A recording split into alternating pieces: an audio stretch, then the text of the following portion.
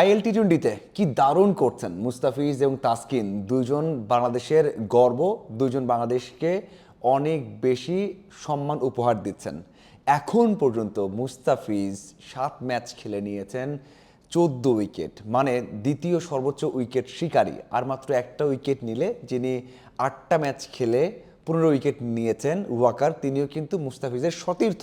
তার মানে একটা ম্যাচ কম খেলে 1 উইকেট কম নিয়ে দ্বিতীয় সর্বোচ্চ উইকেট শিকারী মুস্তাফিজ কি দারুণ বল করেছেন। যখনই বল করছেন দলে ভরসা অর্জন করছেন এবং দলকে জয় এনে দিচ্ছেন। অন্যদিকে তাসকিন আহমেদ, তাকে ছাড়া প্রথম দিয়ে খেলেছে শারজা, ভালো করতে পারেনি, পরে তাকে নেওয়া শুরু করেছে এবং তাসকিনও কিন্তু দারুণ করছেন। 4 ম্যাচে 6 উইকেট নিয়েছেন এবং সব শেষ ম্যাচে 20 রানের মতো দিয়ে 2টা উইকেট নিয়েছেন। কি দারুণ বল করেছেন। এখন একটু আক্ষেপ লাগছে যে আর মাত্র 2 দিন পর চলে আসতে হবে। হ্যাঁ, 24 তারিখ পর্যন্ত এনওসি দেওয়া আছে মুস্তাফিজ এবং তাসকিনকে। তারা 24 তারিখ পর্যন্ত সেখানে ম্যাচ খেলতে পারবেন। 25 তারিখের মধ্যে বাংলাদেশে আসতে হবে, 26 তারিখ থেকে খেলতে হবে বিপিএল। তারা বাংলাদেশে এসে খেলবেন। হ্যাঁ, তাদেরকে 24 তারিখ পর্যন্তই দেওয়া হয়েছে এনওসি, যদিও রিশাদকে দেওয়া হয়েছে একেবারে পুরো সিজনের জন্য। এই 2 তারকাকে 24 তারিখের মধ্যে 24 তারিখের পরই চলে আসতে হবে। দেখুন, একটা বিষয় এখানে আছে যে আরেকটু বাড়ানো যেত কিনা, যে আরেকটু তাদেরকে থাকতে দেয়া যেত কিনা, ওখানে খেললেই তো ভালো, কারণ ওখানে তো সব তারকা খেলছে।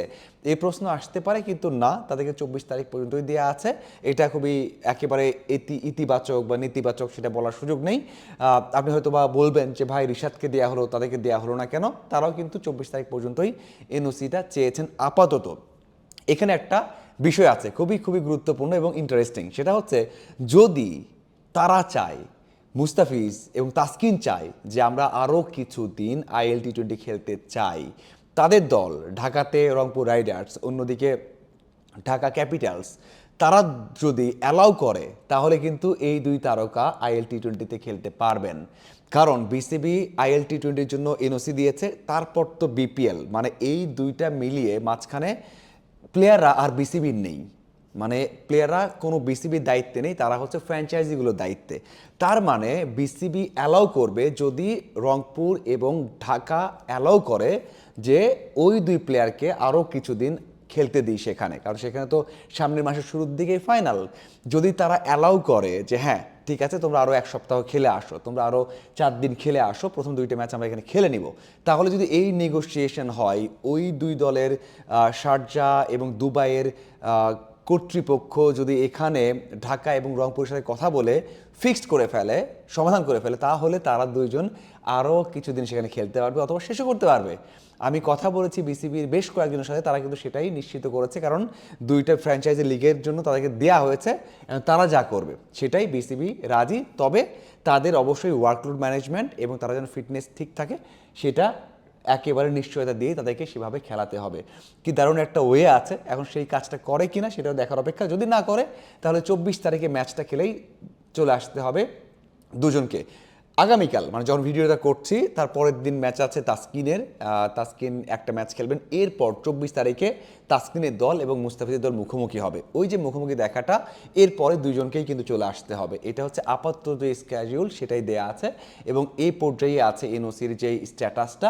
যদি তারা চান এবং দুপক্ষ চায় তাহলে কিন্তু আইএল টি-20তে আরও কিছুদিন দেখা যাবে, না হলে তারা বিপিএলে আসবে, বিপিএলে তাদের দলের হয়ে খেলবেন এবং বিপিএলটাকে আরও বেশি উজ্জীবিত বা আলোকিত করবেন। এখন দেখার বিষয় হচ্ছে সেটা করেন কিনা।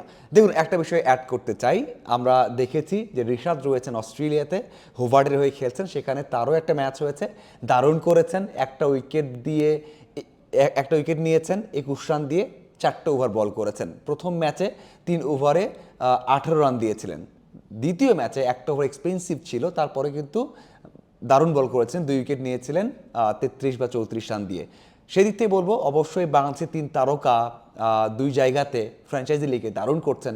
এটা অবশ্যই নিঃসন্দেহে বাংলাদেশ ক্রিকেটের জন্য অনেক বড় একটা বিষয় যে এইভাবে তারা বিশ্ব মঞ্চে মানে অন্যতম ফ্র্যাঞ্চাইজি লিগগুলোতে ভালো করছে। এখন দেখার অপেক্ষা তারা কত ভালো করে এবং ওই যে বললাম মুস্তাফিজ এবং তাসকিন তারা কি করে, তাদের দলগুলো কি করে, সেটাই দেখার অপেক্ষা। একটু সময় বাড়ায় কিনা এবং তারা একটু সময় বাড়িয়ে খেলে কিনা অথবা চলে এসে বিপিএল খেলে কিনা সেটাই দেখার অপেক্ষা। আর আপনাদের কি মনে হয় তাদের 2 জনের কি করা উচিত জানাবেন। ধন্যবাদ সবাইকে।